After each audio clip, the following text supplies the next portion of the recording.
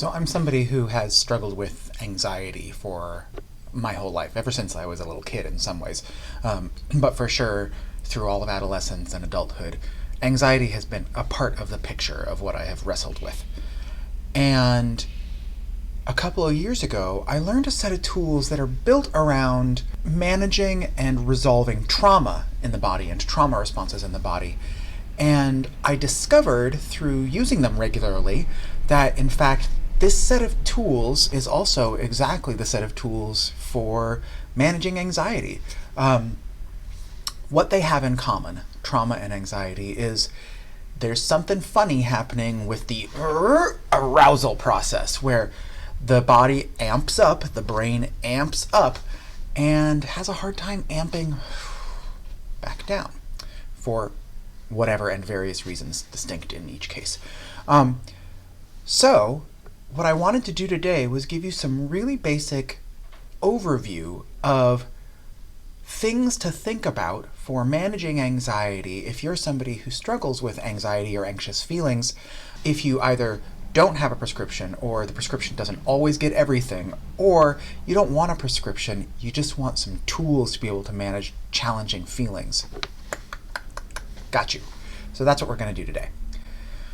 So this is going to be part of a series, and some of the movements and practices that I'm going to be putting in this series I absolutely have published before, and you can find those if you look in the comments or if you look at my channel. I don't know why I'm pointing like this. You can absolutely find some of those if you look up in one of these corners or in the down below.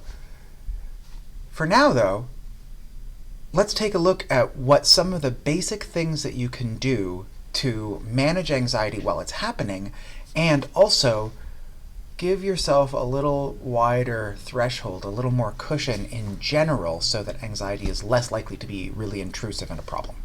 Cool? Let's go. The outline of what we're doing with this whole series is about moving and touching our own bodies in ways that are different than standard.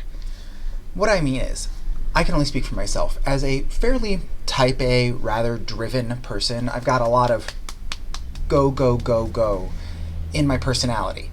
And those are things that I appreciate about myself, but can get in my way. They, I think, feed pretty directly into some of the experiences of anxiety that I have. So the thing that's hard about these practices for me is actually doing them slowly, softly, and gently enough. Before we start doing any of these practices, I want to lay some groundwork about how we're going to do the practices. First and biggest, if any of these practices feel really provocative to your anxiety, if they start ramping you up, quit it. Send me an email or give me a call or a text, and I will help you figure out what's going on and how you can modify these practices so that they work better for you. It could be that they're just not for you, but start with reaching out and I'll see if I can help you figure it out. Second, whenever we're doing any of these practices, we're thinking slow and gentle. Some of the practices might look like a stretch. I'm asking you to stay inside the edges of stretching. So if stretching is out here, all of the movement is in here, where there's no stretch. There's no push, there's no pressure, and there's no rush. In this series, I'm going to introduce you to 3 separate kinds of practices that you can use throughout the day, almost anywhere you go, to help modulate anxiety, to turn down some of the anxiety response by taking the edge off of the fight or flight response in the brain. The first one is a group of practices that are squeezing. We're going to be squeezing different parts of our bodies to flood the nervous system with positive signals, safety signals, that we have an edge, that we have boundaries, that we're inside and contained by our body instead of flying off into the stratosphere. So the first set of practices are squeezing practices. The second set of practices are going to be stroking practices, where we're going to be lightly touching our own skin to also flood the nervous system with signals that we are safe, that things are calm and can be calm.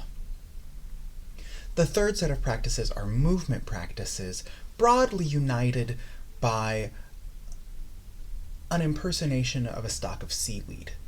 So we're going to be looking at sinuous movement practices that once again flood a whole different set of nerves with signals to the brain that say, everything's cool, we're safe here, we can slow down, we can calm down, and we can breathe again. Finally, you don't have to do this alone. It's in fact probably easier to learn this and practice this with a friend.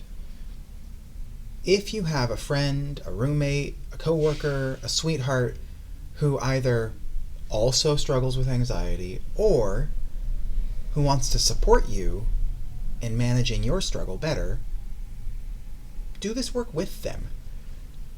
Healing happens in relationship. Healing anxiety may not mean making it go away forever and from now on. It may mean knowing how to manage it so that it's not in the way, and having a community of people around you who can support you when you're struggling makes it a lot easier to get out of the struggle and back into life.